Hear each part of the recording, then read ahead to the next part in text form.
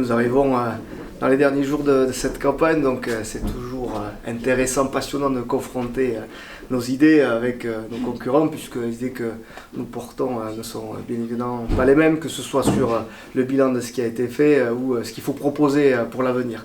Donc cet exercice a été très riche.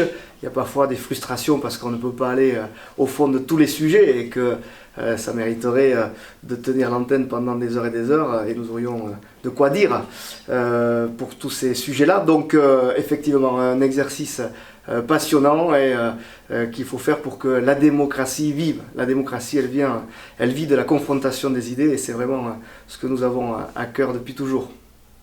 Merci d'abord à Sud-Ouest d'avoir organisé ce débat, parce que c'est vrai que prendre le temps finalement de débattre et de répondre à des questions est un exercice intéressant.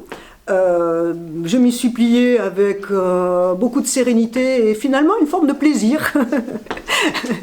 Mais même si j'ai trouvé que le temps pouvait être un peu long parfois, mais je m'y suis pliée avec beaucoup de plaisir, une forme d'enthousiasme, parce que c'est toujours enthousiasmant quand on est en campagne électorale de pouvoir finalement tenter d'expliquer l'avenir que l'on a pour une ville, et puis surtout de débattre projet contre projet, parce qu'on a bien vu que nous avons des points de vue assez différents, en particulier sur la sécurité, sur le cœur de ville, sur un certain nombre de projets structurants, sur la participation des habitants.